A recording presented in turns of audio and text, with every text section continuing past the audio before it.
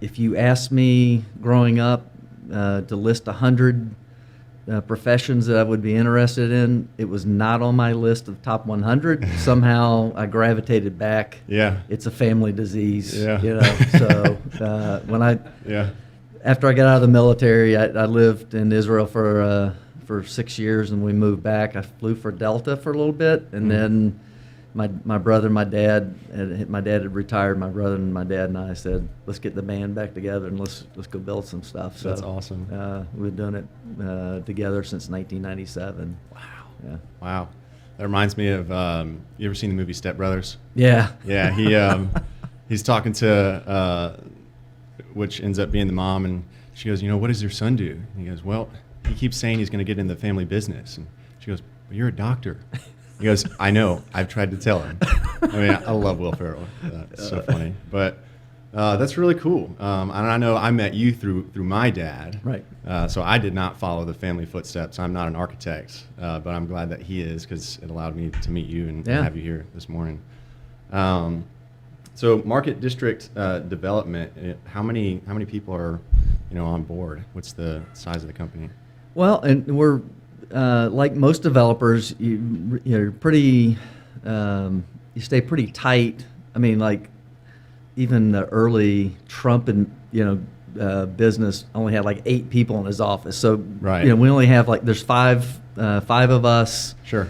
That work together. We all. It's more of a coordination with a development company, vice a construction business. We're construction business. You got project managers and all kinds of people. Right. Yeah. It branches out a little more. So for us, it's more about managing the marketing. It's managing the construction piece, which is just hiring a general contractor that's qualified. It's managing the financial parts of it. So sure. There's three partners, and then we have a program manager who helps us coordinate with the general contractor, and then we have an acting CFO who manages the finance part. So you've got about 8 people. Yeah. Yeah. Okay.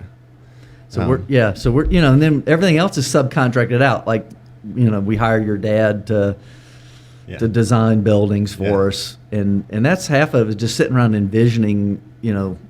We talked earlier, but it's looking at a piece of dirt and saying, what's the best thing that could go on this piece of property that makes money, and that I can look back at some period of, in the future and say, wow, we built that. Yeah. So that's kind of it's awesome. more of an envisioning process than it is a management process. Right. And I mean that stems into marketing as well, because much like developers, we're creators. Right. We sit here and we're in the clouds. Luckily, we've got a few people on the team that have a lasso and pull us back down. But I totally understand that mindset and where you guys come from that. But you talked about managing marketing. Can you speak to a little bit how you guys do that currently? Yeah. So in this particular project we're working on right now, we have 2 different pieces to it. So we have a residential piece and we have a commercial piece. Okay. And so a lot of like a mixed-use project, you have very local specific targets you're looking at. So for the commercial side, I decided that in order for this project to be successful, we really needed to have some really quality restaurants, because restaurants is what's driving, it's not retail anymore. It's right. So there's places that are destinations, and hey, let's go to Canton Street tonight. Well, you're not going to a restaurant, you're going to a destination. Yeah, so location. I said, if we're going to create this destination, what we need is we have to have some quality restaurants. So I found a commercial real estate company that specialized and had some really good contacts with restaurants. And then we hired a curator who's a chef, Philippe Haddad, who is a pretty well-known guy, and we said, Philippe, bring your guys in. We need you to bring your contacts, connect them with our realty group, and we'll put that together. So that's one side, the commercial side. And then we said, we're going to bring in some high-end residential people. So I went and found an agent who had worked with condo project in Alpharetta, which again, condos if you told me 10 years ago we're gonna build a condo in Alpharetta or Milton, I would have laughed at you. Yeah. You know, that's something you do in Buckhead or Midtown. Yeah, that's farming country. Right. Or it used to be. So I found an expert who knew how to do things in the suburbs, and I connect. Also, my wife is a real estate agent, so they're both Keller Williams agents. So now they're handling the residential piece of that. So, and then I'm the guy that goes out, and once they bring those people out there, I'm the guy that sells the vision. So I put them at a certain location. I go up to the third floor of one of our buildings, and I look out, and I'm like painting a picture for them. Yeah. So that's, for us, you know, marketing is really a guerrilla marketing. I created this, you know, our Facebook page. I put out some really cool videos. I put music on it. You know, we got maybe 1,000 followers, but it's a very local thing, because I'm not targeting people in Chicago. I'm targeting people here in Milton and Alpharetta, and said that's my target audience. Yeah. So I mean, it's, for us, it's, I'm looking for really high quality, you know, I go out and reach out to people specifically that I want to target. So yours is more personal, more relationship based, kind of, Yeah. you know, just people you've known and gotten to know kind of Yeah. over your own life and career. We did that at Montaluce long time ago. Twitter, I mean, when if you had 5,000 followers on Twitter, you were like this giant. Yeah. And my brother and I both set up 2 separate profiles, and we went after and targeted food bloggers, wine bloggers, wineries, real specific people, and built. I had 5,000 followers. He had 5,000 followers, and then we used that to draw those people. We invited them to come up to our winery, and we did a whole day event with food and wine and vineyards, and I mean, we just did this whole event. So that's how I've always, you know, why blast the whole world when you can go find, I mean, literally down to the subdivision or the street that you want to connect with people. So that's just always been my philosophy. It's, if I were trying to sell 1 million of something, obviously you have to go out and you know, target a much larger audience. But we've always tried to stay small and compact. Yeah, and what's interesting nowadays is because of the way that, just the way the world is, the way that the internet has changed our lives, you know, social media getting in there, display ads, SEO, things like that, where you can really kind of tap in. What we do is, or what we've done is you can really hyper-focus, kind of like how you've done boots on the ground, so to speak. You can do the same thing online, creating things like landing pages that are have little cues. So if you're trying to get an Alpharetta, it says Alpharetta like 10 times. So Google's over here saying Alpharetta, Alpharetta, Alpharetta, and then that pushes you up to the top of that SEO. And so when people are looking, or when you're trying to get out some your name, that sits at the top of the list. So it's interesting because you were in it at the beginning, and then it's now developed into its own little machine, which we like to say marketing is a machine. It's not a mystery. And so it's developed into this big machine, and there's actually ways to kind of tweak and fine tune it to get it to work to your own personal. Yeah, I had, at that time, we had 5,000 followers. Gary Vaynerchuk had 10,000. And I connected with him on Twitter, and, you know, we had conversations back and forth. Yeah. Because he's this wine guy, and I'm thinking, hey, if I could get my wine in his hands, and he promotes that, man, we could really sell some wine. Yeah. But I mean, you look back and you go, he took that and went crazy and made millions doing it. Sure. I still watch his videos. Yeah. You know? Yeah, he's awesome. Yeah. We try to do the same thing. So, you know, I was running Dad's cigar company for a couple years. Yeah. And so we were trying to figure out how do we get the John Adams cigar in Arnold Schwarzenegger's hand. Like, get him up there and, John Adams, you know what I mean? Like, that would be awesome. And it's not over yet. We're still dreamers, so we think it can happen. Well, I mean, the guys that I talked to, you know, when we first stumbled onto Twitter, you know, it's like, hey, come up to here and I'll give you 30%. And I started meeting and doing personal meetups with these same bloggers. And they said, look, you need to connect personally. This is not something you force down somebody's throat. You have to be able to engage them and be curious about who they are, and ask them about their project or their vision or whatever they're doing. Right. And then they will ask you, and then that opens the door up. And I think that's how people engage on a personal level. If I come in and I just start blathering about all my stuff, and you're just sitting there going, okay, so are you interested in who I am? Yeah. So if you're not doing that if you're not doing that in person, you're certainly not going to do it online. But I feel like you have to give something to them and give them an opportunity to engage with you, and now you hook them in. That's right. So I mean that's to me, I think the essence of marketing is allow them space to connect with you. That's right. Yeah, you want to make it personal. I mean, it goes the same, and I'm in sales myself, so people buy from people. Right. Right. And so I mean, unless you're something big like a Nike, where you're buying the brand, which is another aspect of marketing, is you develop and then you end up buying the brand. You're like, I don't even know what this is, but I like it because it's market district development. Right. So that's interesting that you touch base on that. But you talked about your business development, which kind of rolls into the marketing plan. Is that, do you as developers, do you guys kind of have your own channels and you tap into that, or are you guys coming to each other and saying, look, like, you got to introduce me to so and so? Yeah, so that's why we went to this chef to be our curator. Right. Was to target specifically. I didn't want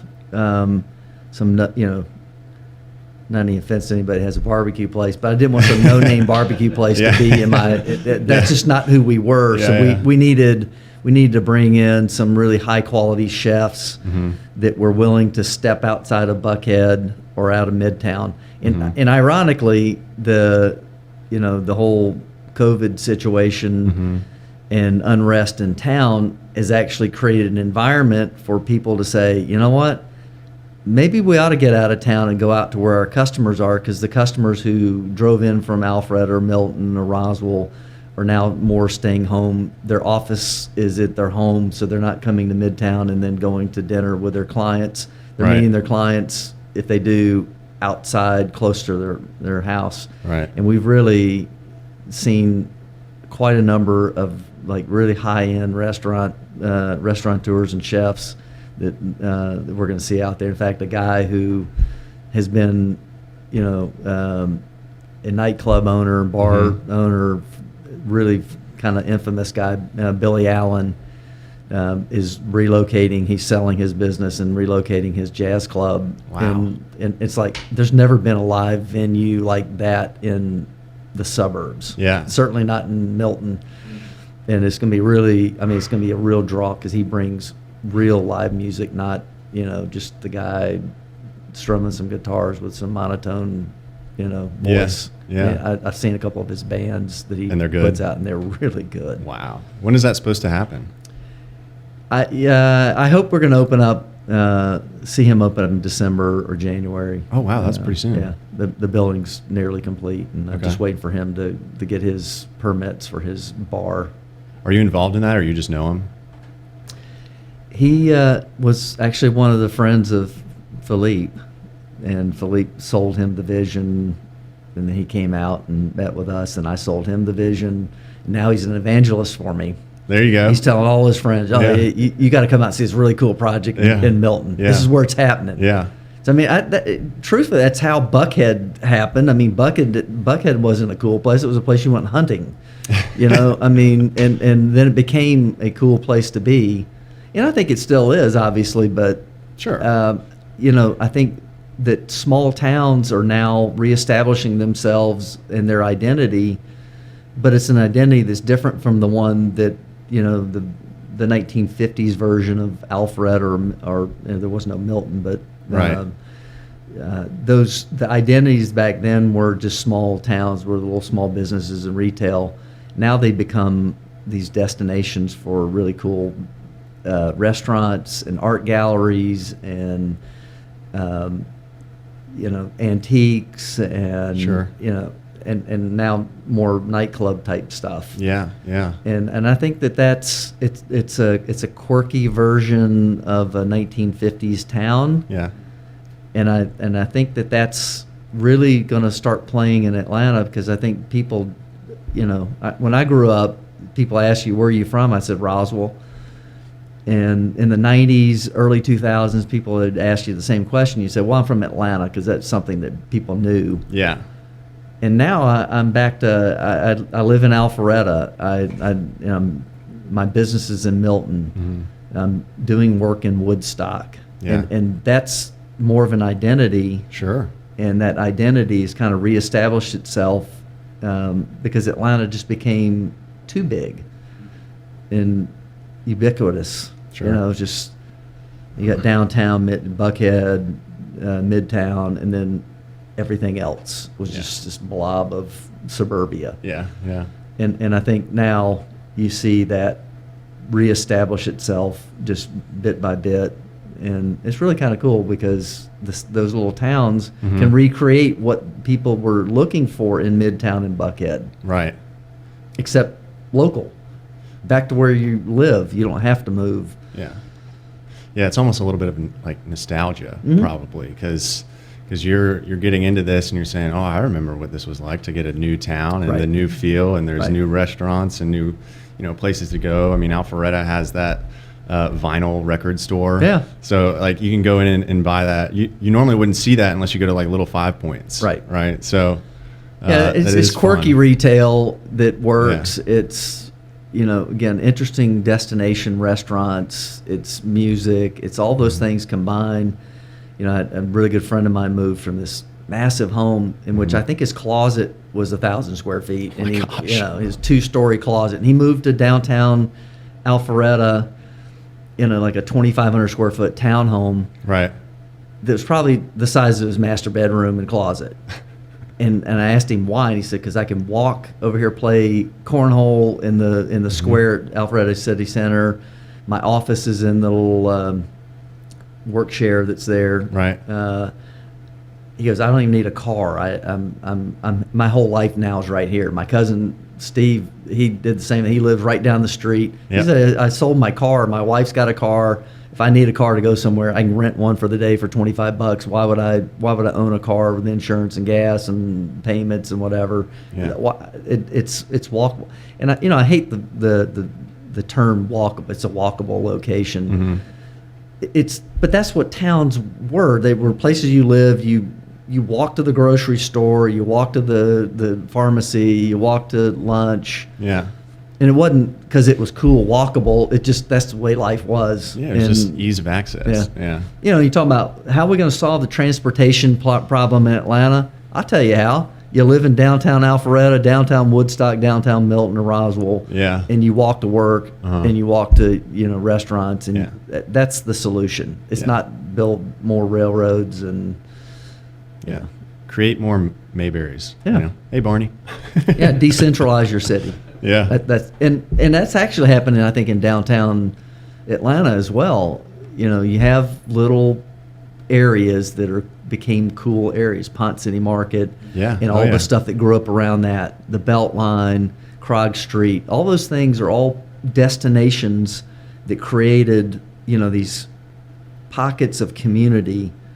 Instead of, again, the city was so disconnected from, the downtown connector cut the city in half. I-20 cut it in another half. And so the city became disconnected and disparate, and people moved out, and it just became, empty quarters of town. Sure. And now you see communities trying to reestablish themselves. Revamping, getting back into it. And I, it's the idea of creating this little seed, little pocket, and then it grows up around that. We don't need to solve all of Atlanta. We need to solve neighborhoods. Right. And I just think that's kind of like, I want to be part of that. I want to be part of that vision. Yeah. Well, you're a part of Crabapple. Yeah. How's that going? It's really interesting. The town, Milton is a new city. It was unincorporated Fulton County until they started creating them, Johns Creek and Milton and Peachtree Corners and all these different cities. But there, the city had 40,000 people, but no downtown. There was no, okay, we got Windward Parkway, but that's kind of, it's Right. a 4-lane highway basically. Yeah.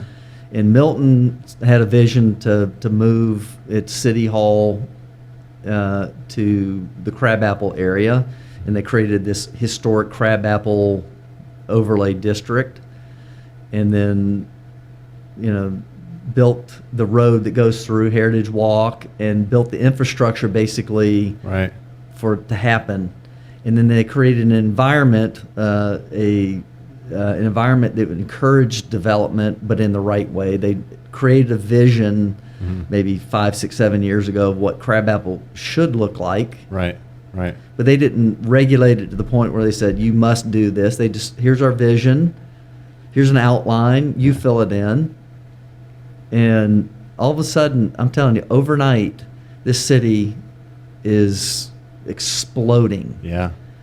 We have our development's got 7 buildings in it. There's another 2 developers that are building more commercial work in office. There's a subdivision going in that kind of fits into it all. And so now you have people, office, retail, restaurants, and this is all of a sudden overnight, like somebody dropped water on a plant in the desert, and it's sprouted up now. Yeah. Buried a little bit of Miracle Grow, and now you have a community. And it's like if you went away from Atlanta, or if you sheltered in place for 3 or 4 or 5 months, and you drove through Crabapple, Yeah. you'd think, oh my God, is this the same? Is this Crabapple? Yeah. I don't What remember just this. Because it happened overnight. Yeah. I mean, really, it's truly amazing. And the city has been brilliant. It was formed by entrepreneurs, is being run by entrepreneurs. The vision they had is implemented, and I really, you have to admire a city government that actually works in partnership, Sure. in essence, with entrepreneurs, with business people, and not like over-regulate and get in the way. Because I think that's what makes the difference between, Alpharetta did the same thing, by the way. Alpharetta bought that downtown piece. They put City Hall, they put a library in a parking lot, and at the time you looked out there and you went, I'm not seeing it. Yeah. There's just What are all you this guys doing? dirt. Why'd they spend all that money? But the city had a vision. Right. David Belle, particularly the mayor at the time, had a vision of what it will be, and he let it happen. Of course, there was a lot of people got upset. Construction, what's going on? They're ruining our town. Yeah. And now people go, oh my God, this is brilliant vision. Yeah. And they let it happen. It can, got to keep it in a box, but Right. but you don't. Yeah. There's Within other reason, but yeah. there's other municipalities, Roswell, for instance, that keep trying to prevent the next thing that they didn't like. Instead of creating a vision for what they did want, they just say, well, we don't like that, and they build regulations that go around it, and then a developer comes on and finds yet another loophole in that, and then they have a new set of regulations that's going to prevent the next one from happening. And put up another hurdle. Yeah, and so Milton, Alpharetta have visions for what it's going to look like. Woodstock, Woodstock was not cool 15, 20 years ago, and it's a really cool location now. Yeah. We have a question on social. So they're saying you talk a lot about vision. What does that mean to you? Vision, I think, is imagining, if you can imagine what something could be. Like if you could take a picture of something or paint a picture of what it's going to look like at the final stage. And that's the problem, is that I think people focus in on one building, one street, one thing. But for somebody to come together and say, this is what we imagine this could be, And it may not exactly come out like that because somebody owns a piece of property that they have a different vision for that piece than you have. Right. Or the economics didn't work out or whatever. But the overall outline is maintained. Yeah. You just have to let people who are creative, and that's what I like. Your dad and I, Yeah. it's like we sit down and riff about what might look like, and we sit down and I go, okay, here's what I want it to feel like. Mm-hmm. And so I'm not an architect, and I'm not an engineer. Well, I have an engineering degree, but I'm not an engineer. I know what I want it to feel like. Sure. Yeah. And so you allow creative people to then draw stuff, and you're like, oh yeah, I like that. Yeah. Yeah. And then you bring another creative person in to review that, and then all of a sudden you've now created this vision of what this thing's going to look like. Oh yeah. And then you set about to, okay, how can we implement it? Yeah. And I'll give you an example is we had this one building in Crabapple that was going to be 3-story food hall on the bottom and residential office above it. And it sounded like a great idea 24 months ago. Well, in light of all the things that have happened, I felt like a food hall was a bad idea. But people love porches and rooftop bars, and so I started walking around town and saying, well, what looks good, what's successful? Right. I saw one place that had a rooftop bar, but nobody went, or rooftop access, but nobody went up there because there was no reason to go up there. There was no music, no service, just a place to go sit. Well, that's not activated. But then on another place where they, Jekyll Brewery put an Airstream up on top and turned it into their bar, and they got an outdoor porch, and it's filled. You can't get out there. You got to fight awesome to find a place. Yeah. So I created. I told your dad, hey, this is what I want: a bunch of rooftop bars, outdoor spaces. It makes people feel comfortable. Yeah. Particularly now, and I don't think that goes away. I think it's seared in our brains. We want to be outdoor space as much as we can. Yeah. So let's build a building with the maximum amount of outdoor spaces. Yeah. And we created this really cool building. I hope we can finance it and build it and that's make a problem some money. for later. Yeah. but the vision was, I just told him what I wanted, and then you hired this professional Right. who can see your vision and interpret it. Mm-hmm. And I thought that was... And that's a talent in and of itself. And I learned that a long time ago. If you tell a photographer, an artist, draw this, then they feel confined to what you told them to do. Yeah. And then they can't... That strips them of their creativity. And we had somebody paint a piece for us. They came and I commissioned her to paint for something for us. And she said, what do you want? And I go, what do you want to draw? What do you want to paint? Yeah. So she came and interviewed us and asked us things about our lives and saw colors and things in our house and what we lived. And she said she repainted it literally like 3 times because she was so terrified to disappoint us. Mm. And so it drove her to be better. Wow. So that to me is that you unleash creativity from people who are creative. Oh yeah. Man, the world's, can be really, truly a special place. And so I hope that we do that in our business, is to create special places. Yeah, absolutely. That reminds me of, talked about the cigar company that I used to run, is when we were giving them design work for new labels and new boxes. They're design cues, not design directions, right? So it's, we want the Ulysses S. Grant to incorporate his military career, but also his presidency, as well as pulling in some design cues from just the time that he was alive. So, and then you leave it up to the designer, you leave it up to the creative, to the visionary, and then they are allowed to bring it to light. After that, you can kind of tweak and, like, I like this or I don't like that, expound on this part and maybe detract from this. But myself, and I don't know your own personal history, but I grew up in a family of creatives. Both of my parents are architects. My brother now is a woodworker, so he literally creates things with his hands. My older sister is in the hospital, and so she's helping create and recreate bodies. And then my little sister creates new environments for for children that are in foster care, and so she's in that social work kind of area. And then myself, I'm a marketer, so like it's just a family-bred thing, much like market district development. It's a family thing, but I remember Dad telling me when he envisions a building, he can look and he can see it. It's almost like he's looking inside the building. And he can see the crown molding. He can see, the doorways. Are they 8-foot doors or are they bigger? Or, And so it's a talent. Yeah, I mean, it's almost bizarre because you sit there and you listen to him talking about it, and then as he's telling you, you're like, wait a minute, now I see it. But it's interesting is he says to this day he still can't see colors. He's like, I know what I want it to look like, but I don't know what the colors are. Which is funny because my mom's different. She's like, I know it's going to be this shade of gray with this shade of blue, and it's going to match and do this. So. Yeah, people talk about colors, and I'm like, it's blue. Yeah, that's like this trend that's gone around on the internet. It may have been gone right now, but like if you call Gatorade by its actual name and not the color, it's like that guy is an undercover cop.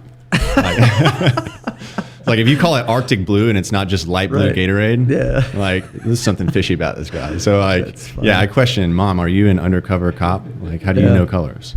That's funny. Yeah, it's cool stuff. Yeah, and I don't. My family is more rooted in like building stuff and action. We're action oriented people. Yeah.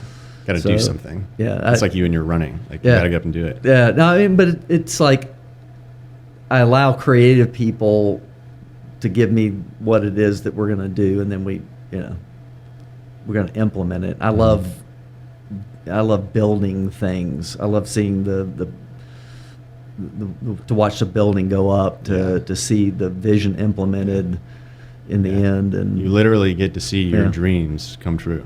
That's pretty awesome. Now I drive by houses that we built in Buckhead back in early 2000s, and you just drive by and go, wow, we built that. Yeah, that's really cool. Yeah, somebody really good did that.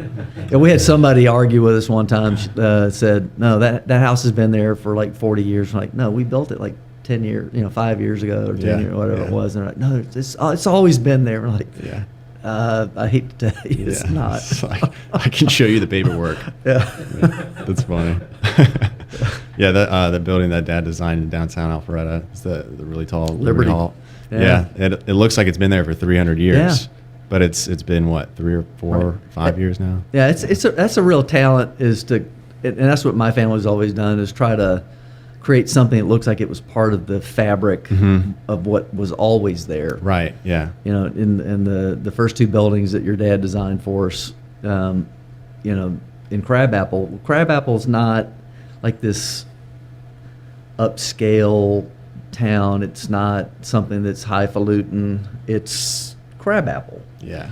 It's a place where we used to bring, cattle to be slaughtered. It's a place where my mom went and shopped for antiques. It was rural. Yeah. So we wanted to create buildings that kind of honored that, and so they weren't really formal looking buildings. They look like an old warehouse, but it's got some really cool details to it that's in brick, but not accented. So you got to look at it and see the detail.